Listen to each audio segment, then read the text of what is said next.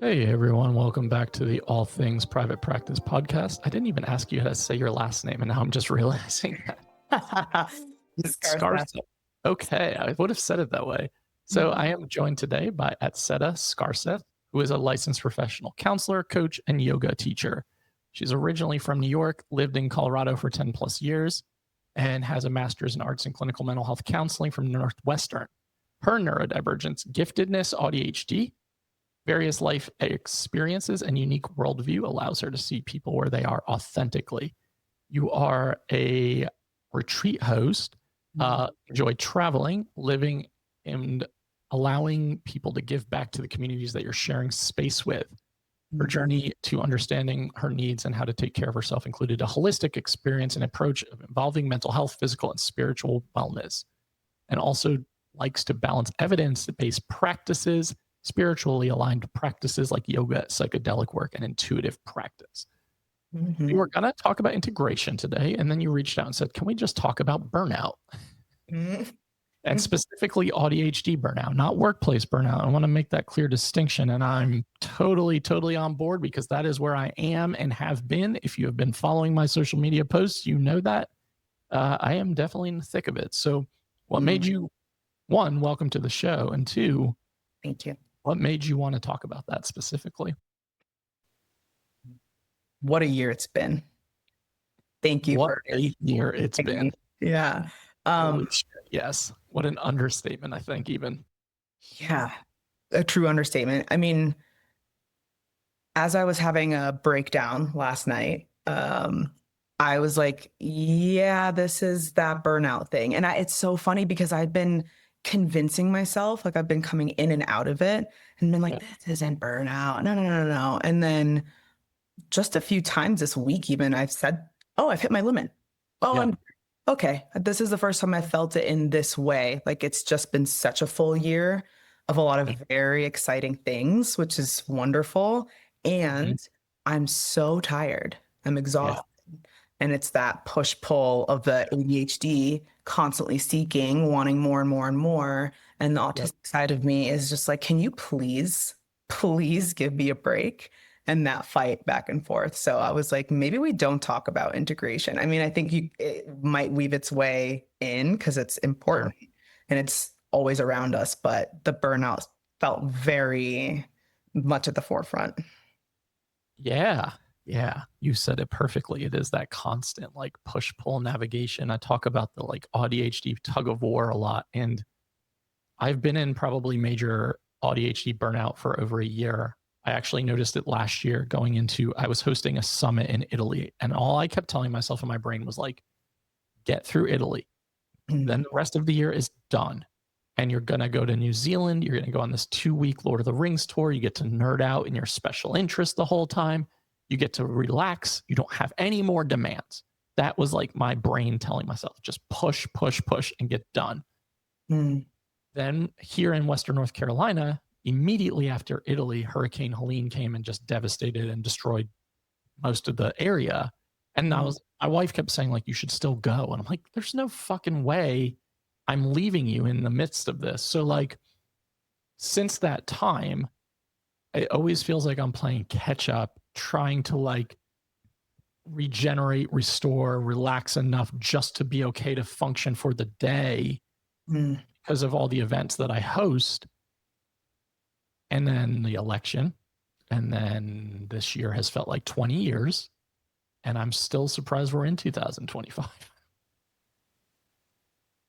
How is it both? It feels like I can't believe we're still in 2025, and I can't believe that the year is almost over and we're heading into 2026 so soon. It's that. Yeah. It's very, very weird. It is. Yeah. And I like that you named the excitement of like, you have these good things going on. And then that's really the ADHD side, right? Of like, we've got all these cool things to look forward to. Look how exciting this is. And then in turn, because of all the exciting things, the autistic side is like over there waving the white flag desperately, saying like, please don't put anything else on the calendar. I cannot do one more thing. And it is that constant like clashing over and over and over again. And then what I notice is if I'm looking out far enough and something comes up and I'm like, oh, I'll probably be in a good enough space by then. It should be fine. And then we're talking about flying too, because obviously travel is a big part of what we do with retreats. Yep. And it's like, oh, okay, yeah, in like 4 months, I'll have to fly and it'll be fine. And Yep. the autistic side is like, please, like, but it's like, oh, no, no, no, shh. Like the ADHD is just so much louder and Yep. excitable and all of that. So, I'm laughing because like Dr. Neff and I talk about this on the Divergent Conversations podcast all the time about you're almost like forgetting because of the excitement and the romanticizing that the ADHD side does. You're forgetting the energy tax and toll that it takes to go through flying, traveling, experiencing, hosting, new environment, whatever, transitioning. And you're like, oh, but that's in 6 months and my calendar is clear. So it will be okay. But then the ADHD side also starts to put things into your calendar like, ooh, I should do more podcasts. Ooh, I should do this. Ooh, I should say yes to this opportunity. This sounds really exciting.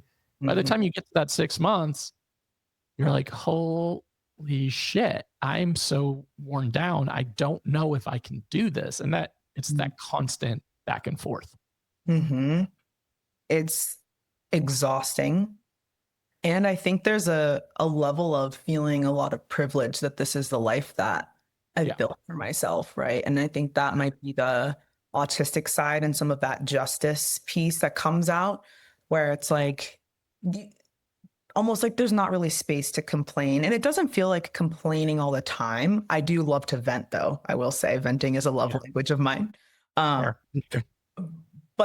there is a sense of maybe you really can't speak too much to how tired you are because you're getting to go to all these beautiful places and enjoy this beautiful life. Like, just enjoy it more, right? There are people that can't do what you're doing. Yeah. Be more present, be more in the moment, be more appreciative. Like how lucky you are to go and do all these things that feel so extraordinarily amazing and just not the norm for our profession where people are not often, you know, able to do these things or even attend the events that we host. And I think about that a lot. I actually had a breakdown. It was like 4 months after my second throat surgery and my throat and my voice were really struggling. I didn't give myself enough time to recover, jump right back into retreat season. And I remember having this breakdown outside because one, I couldn't speak loud enough to actually like participate in what was happening around me. That was really a struggle. I would have to ask my guests like, hey, can you get everyone's attention? Hey, can you like help me out here? And that became a running joke for a while, but I was so overwhelmed sensory wise, and I didn't know that was what was happening. It was right after my autism discovery. And I was just having like intense sensory shutdowns and meltdowns. And I just went outside and I was like scream at the top of my fucking lungs because I was like, I have created a dream job that I can't really participate in because I am so overwhelmed all the time. And I'm so impacted all of the time that it's so hard to be like present and appreciative of what's happening around you and also feeling like unable to actually actively participate in it. And it was really a mind fuck because I was thinking like, maybe I just need to give this up completely. Yeah, that feels like, well, thank you for naming all of that because I resonate in some ways and also just see you. Like it is so hard to do such a cool job and have your body feel like it's not on board all the time and that it can't keep up with what your brain is wanting to do and give to people and experience to the fullest. That language too, and that like, oh, maybe I should just quit or maybe I should just be done with it all feels like the alarm bell of burnout that sometimes I don't even step into or recognize as like, oh yeah, if you're feeling like you don't want to do this anymore, but you know it's something you love, right? That gets clouded. It's something you love gets clouded, and it just turns into, oh yeah, like maybe you're just not cut out for it. I think like the AuDHD experience in a nutshell, exactly that, right? Of like, I'm excited about this. My mind is really going. It's so excited. It feels creative. It feels connected. And your body is just like breaking down and it's giving you signals. And sometimes it could be because of our own sometimes internalized ableism. It could be, I want to prove that I can do this. Like, I used to be able to do these things. Why can't I push through now? And if I listened to my body back in January 2023, which was at this New Orleans event, fast forward to present day, 15 retreats later, 15 countries later, end up in the hospital a month ago because of how broken down my body is from all the travel, all the hosting, getting sick constantly, being in burnout, pushing yourself beyond your limits and your capacity, and eventually your body gives out. And that's exactly what happened. Was I was hosting back-to-back retreats. I thought this was a good idea in theory at the beginning of the year in Greece, and then flying directly to Spain to host another, because of what I said was, that will be the end of my work year. What's the point of going back to the States for a month, recovering and coming back? Just get them done, do them back to back. I never do that. Go through Greece, fly to Spain immediately. And I'm not even talking about a weekend, one day in, get sick. Think to myself, I can fight this. Gets worse, gets worse, gets worse. I never even stepped foot at that Spain retreat with all of the guests who waited a year to come to it. Had to send a WhatsApp chat to everyone saying like, I'm sick. I need to go home. I'm sorry, but like, this is where I'm at and I need you to have the best experience possible. You're in good hands. And that took so much. That was so grief filled. And so much of me was like fighting that urge to say like, no, you're going to push through and do this. I come home, I get super sick, recover for a month, go on my first vacation of the year with my wife to Spain, get sick halfway through the trip, get more sick on the plane ride home, to the point where I thought, I feel like one of my organs is going to burst. Like, that's the pain that I'm in. This is really scary. Get back to the States, tell my wife, we need to go to the hospital in Atlanta. We drive 4 hours back to Asheville. I go to the ER. I'm there all night. I come back home with like 2 major infections. And it literally is your body saying like, you're done and you have to start listening to me, or this is going to get so much worse. And I think for those of you listening, if you found yourself in these positions, you've got to listen to your body when you're feeling those red flags or those signs or those alarm bells are ringing, because like, if I had, maybe I would not be in the position that I'm in. And right now it really is a relearning process for me. Yeah, we're here 2 years later now from it. Yep. The original moment. Thank you for saying all of that and naming the grief in it too, because I felt so much shame, like being like, all of these guests have waited a year for this event. A lot of them signed up because of me, and I'm not even going to go. I can't even like say hello. I can't even go to introductions. I can't even like participate. That felt so shitty. And thankfully my co-host and I had really good speakers lined up, and they carried a lot of the weight, and my co-host did an amazing job, but it was not an easy decision for me to change my flight and say that to the group. Like it really, really was very challenging. That takes so much courage, because again, you've had this, I'll speak for myself too. This muscle is so overworked of just keep going, just keep pushing. And so to completely go against that, because you have to, it doesn't even feel like it's a choice at that point. This is like, okay, this is what has to happen. And there's some grief in that too, because it feels like your autonomy is taken by your own choices, which is kind of a fuck in itself. It really is. I'm a PDAer, so like pervasive drive for autonomy, for those of you listening, otherwise known as pathological demand avoidance. So anytime I get faced with that, like autonomy is being taken, I resist it at all costs. I'm like, no, I want to be able to do the things that I want to be able to do. And then it's been this way for so long. I try to trick the ADHD side all the time of like, we'll allow for like going into 2025. I made this deal with my therapist where she was like, some major changes need to happen. And I was like, yeah, I agree.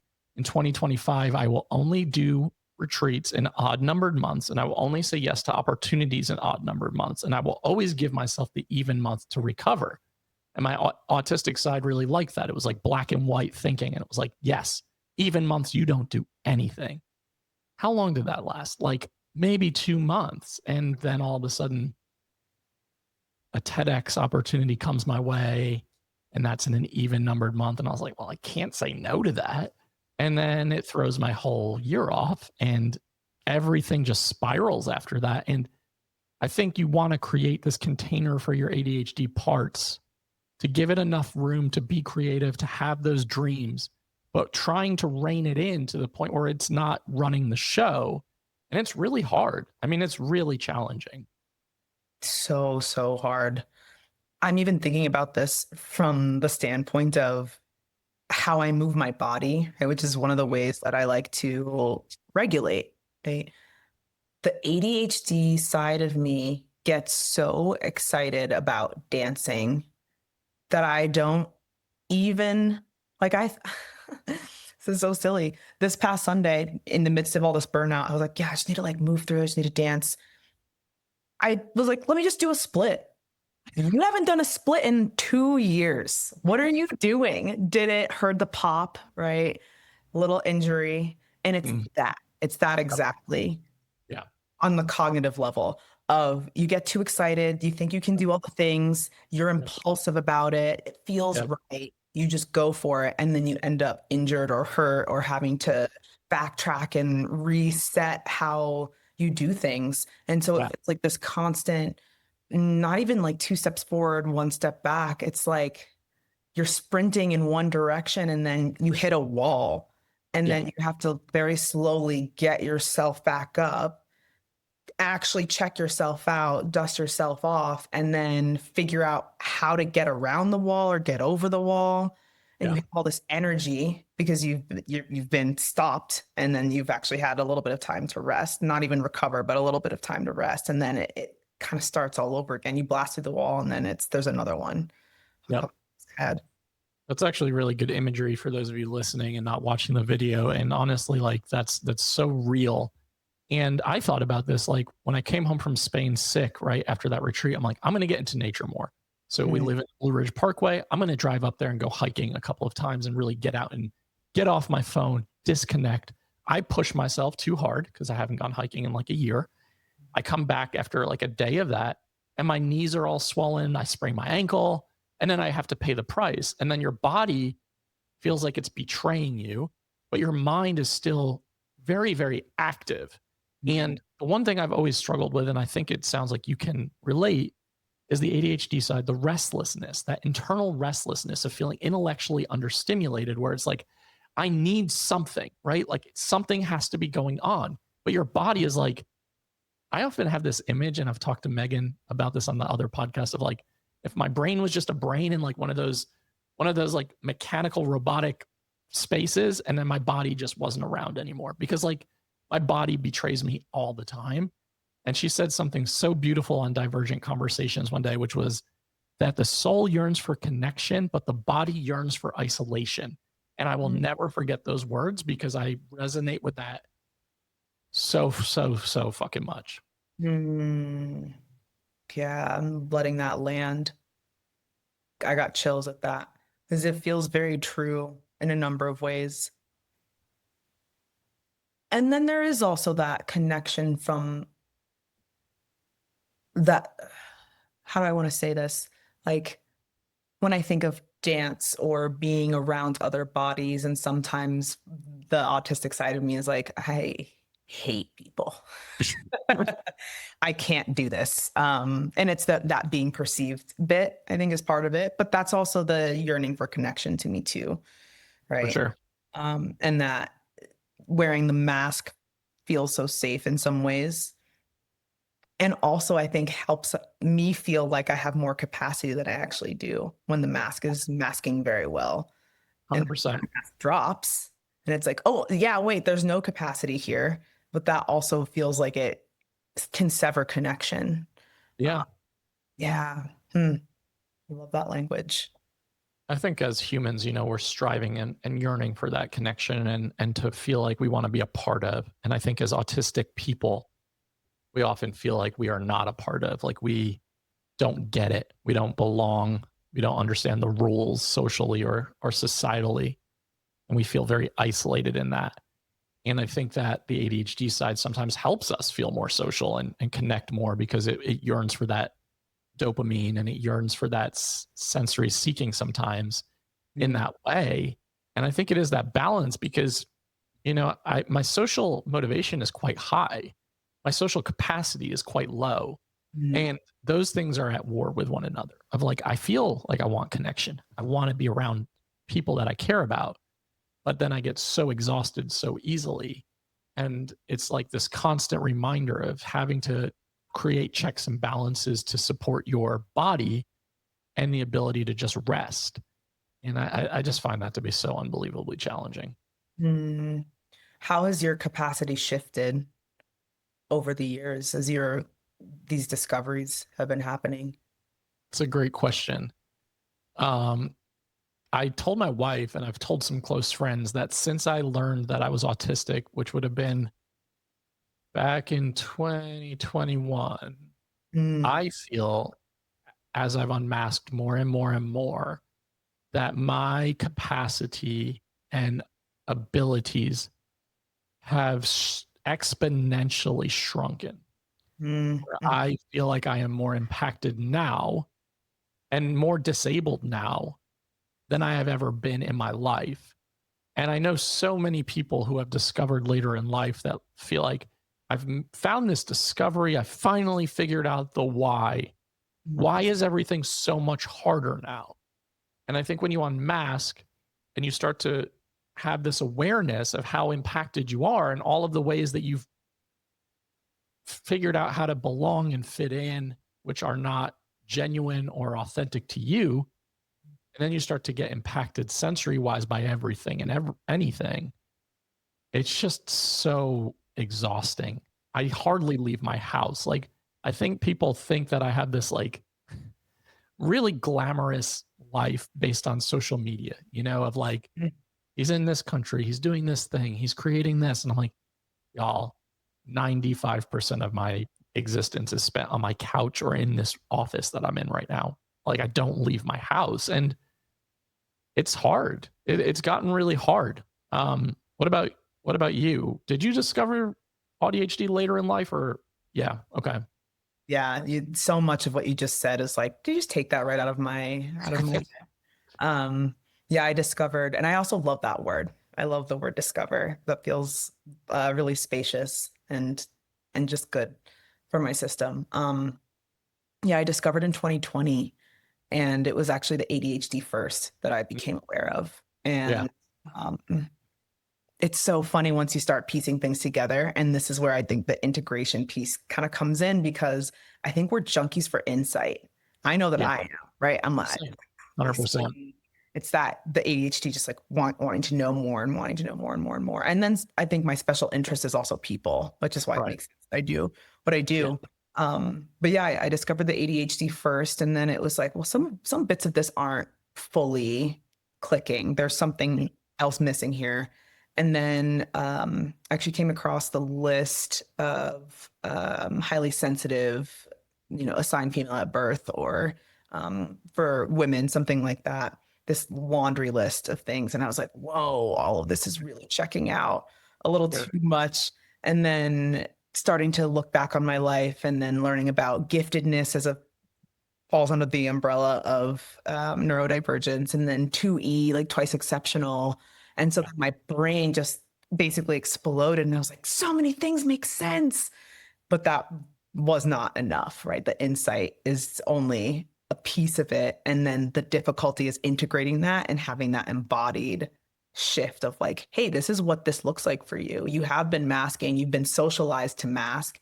And then I think it's actually been made even worse or more prevalent because I'm adopted and my parents are Caucasian, right? So my Mm. whole life has been this not having control over being perceived. Yeah. That's one of the difficulties of being neurodivergent and already feeling like you don't fit. So it makes sense. I kind of flew under the radar for so long. And you have these like degrees of separation, right? So you're like, if you're this Black assigned female at birth, adopted by Caucasian parents, having to mass code switch, adapt to being in certain rooms and certain. My wife is a Black woman. She works for the government. I always see government Ariel. I see Ariel at home. I see Ariel with friends. I see Ariel with family, and having to like move through those different environments and be different people. And I can't imagine how much extra energy goes into that, because I have so much privilege, right? To be like, I can basically act however the fuck I want to act in most situations, or say whatever I want to say in most situations without ever, not ever, but often thinking about consequence. Mm. And that was really interesting to me post discovery to start examining. But like what you're saying makes so much sense. And then having to try to integrate those parts, and you're constantly seeking that why, right? Like I think a lot of us AuDHDers are seeking information, trying to make sense of things all the time. Mhm. And when your reality doesn't make sense, or your existence doesn't make sense to you, and you get misdiagnosis and you get misdiagnosis and you get this and you get told that this is why you're acting the way you're acting, or perceiving the way you're perceiving, or experiencing the way you're experiencing, but yet none of that makes sense to you. It doesn't land. And then you finally figure it out later in life, and you're like trying to make sense of your entire existence now through a different lens, trying to move forward through this newfound lens. It almost becomes consuming. It almost becomes like everything I see now is through the autistic ADHD lens, and I can't unsee it. And that's really hard too. Mhm. It's both hard and such a relief. Yes. I think that what feels most difficult about it is when you do discover something about yourself and everything is starting to make more sense, and then you're sharing that with people, and their understanding of you, like their mask slips a little bit, or they just show a little bit too much about how they feel, their ableism or Yep. internalized ableism. And then the question of like, well, not everything can be about the AuDHD, right? Like that can't be the answer to everything and why you show up the way that you do. And I'm like, it is to me. That's how I'm viewing it, because it's all making Right. a lot more sense. And I really appreciate labels. And it's so interesting. I know some people really hate labels and they feel really confined by them. And for me, there's such a sense of safety in that, of knowing where to look, where to be, where to Yep. show up, who I can go to. And it's not going to be perfect science every time, but No. yeah, that constant. Yeah. I think that's true. And it's that grief relief paradox in a way that's always talk about, is like grief of former self, what could have been different. Relief to finally understand yourself. Relief to finally put language to experience. Unbelievably powerful. So I want to pivot a little bit. We both host retreats. We both host retreats for neurodivergent humans. I actually have a neurodivergent entrepreneur retreat happening in New Zealand this March. I'm excited because I get to nerd the fuck out on all the Lord of the Rings stuff. I'm actually doing a vow renewal at Hobbiton with my wife, and I am so pumped for that. I'm going to diverge a bit because I'm excited, but like I saw the video of Elijah Wood crashing someone's wedding at Hobbiton, and I said to her, like, would you ever do a vow renewal there? And she's like, yeah, sure, I guess so. I don't care. She's not a fan at all. And I was just like, okay. And I messaged them at Hobbiton, and I was like, hey, I'm going to be here for this very small window that I can get to the North Island, get to Hobbiton. Is there an option? And they were like, yeah, we can do it that day at this time. And I was like, oh, fuck, this is probably meant to be then. So my co-host Gabrielle and I and her husband Mike and my wife are all going to drive, and I'm going to get to be really nerdy and special interest filled before the retreat starts. So I'm pumped for that. Okay. Anyway, back on track. So we both host these events. I saw your post in my Facebook group about the event that you're hosting in Ireland. And I have notoriously said this publicly to my friend group on this podcast, that I would never go to anyone else's retreats. And it wasn't because you mentioned off air that I think someone's going to do a bad job. Socially, I don't know my role. And Mhm. I noticed throughout my life, I always have to have a role in social situations because it takes pressure off of socializing. It takes Mhm. pressure off of that awkwardness that I've always felt. Even at high school parties, I'd be like the one hosting the party, cleaning up, doing things Mhm. behind the scenes. I need to be active. So I was always fearful of like, what does that mean for me if I go to someone else's event? Mhm. I also feel weirdly sometimes like people have a lot of access to me because of podcasts, social media, etc., and that people view me more as like a source of information or whatever, and that feels weird to me, and I never know how to be perceived or received. Anyway, you posted something that just really resonated with me, and then I saw that it was in Ireland, one of my favorite places on earth. I've actually done 4 retreats there. I've been 10 times, have Irish heritage. And I was like, ooh, this might be something that I actually need to sign up for. And then I Mhm. sent your link to my friend group and to my wife, and they were all like, yeah, sign up for that. That sounds like exactly what you need. So I just want to say thank you for that because I will be attending in May or in the end of April, and I am both nervous and excited, but I think it's going to be amazing. Yeah, I'm so glad that you'll be joining us and that you'll have the chance to figure out what it means to be a participant and be taken care Yeah. of because you do so much. Um, yeah, the being worried about someone else doing a good job, that's my language of responsibility. That's what I'm worried about at other people's retreats. Mm, And a lot of that for me comes from not knowing that I was neurodivergent and then being in yeah. all of these spaces seeking that connection and then being woefully failed by Mm, myself, right, for not knowing, and then by some of the people that were hosting. sure. You know, Yeah. had great marketing, Right. but couldn't really back it up. And so I think Yeah. that's a perpetual thing that kind of comes up for me. Um, and so, yeah, this was really important and scary to put out. This is the first time I'm doing a retreat with the language in the title, neurodivergent by nature, right? Yeah. Uh, and it's because I want people that do hold the title, feel good about the labels, right, to have a space for themselves. And Yeah. also for me too. I know a lot of the retreat creation that I've done so far has been like, what do I need? What do I want? Uh, Totally. and it's that space where I'm not being told what to do. Everything is an option, but I have a lot of different things I can do. A lot of different options to play around and either be seen if I want to be or be hidden if that's what Yep. feels good to me, come in and out and not feel like you have to participate. It's just like Yes. feels I icky. love that. Yeah. Yeah. Yeah. Yeah. I totally love that. And I resonate a lot. And I always say this at the beginning of my events of like, listen, if you want to participate, participate, feel no pressure. You don't even have to show your face. Please don't make eye contact, go stim, use your fidget toys. You're going to see me step away when I'm like overwhelmed. It's okay for you to step away. Language matters, and Mhm. how we model our behavior matters. I have removed myself from so many experiences over the years at events. I used to feel really guilty. And now I just am like, I have to model that it's okay to take care of yourself. And when I'm feeling really overwhelmed, I just send a message to the group of like, I am having one of those times and I'm not going to come to dinner or I'm not going to come to whatever. And I'm just going to rest in the darkness and I will see you all tomorrow. Because if I don't do this and I mask and push through, tomorrow's version of me is not going to be one that is like able to share this experience or be the host or be the leader. And Mhm. I think it helps to model that. So I really respect that what you're doing. Do you want to talk about why you created this event or what it's gonna entail? Because I think it seems like it's going to be really special.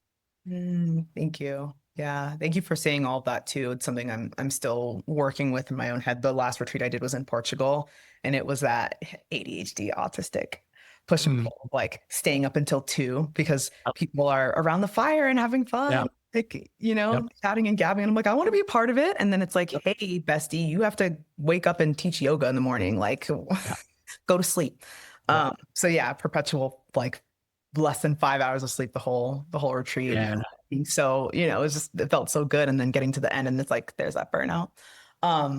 So separate of that, the reason I created this is just because I want people to come together in spaces. I want neurodivergent folks to come together in spaces and be perceived as their unmasked selves and just feel that acceptance, whatever that might look like. And the mirroring that can come from that, the depth that is present when we all come together. And it's just like one person over here is stimming and another person over here is like doodling. And then, right. And everyone's getting what they need out of the space in a way that it doesn't look like maybe in a classroom setting. Yeah. People are getting what they are supposed to. I hope that makes sense. A little bit wordy there, but no, it makes perfect sense. I think that's what I envision when we have neuro-affirming events is like, we have to think about like the way the space is organized. Do we have enough room for people to move around? Do we have it? I don't want to be sitting for like hours at a time, you know, like trying to think about the things that I need and prefer and the things that I don't like at all. And I think that's an interesting evolution throughout the events that I've been hosting. And I love that you're doing it in Ireland, in like the 𝗁𝗁𝗲𝗄𝘆𝗀 area. I don't know if it sounds like you've probably been there before, but it's amazing. I mean, you're talking about nature. We're talking about the woods. We're talking about lakes. We're talking about like beautiful Irish countryside. And for me, there's nothing more sensory soothing than Ireland. And I always feel such a difference when my feet touch down there.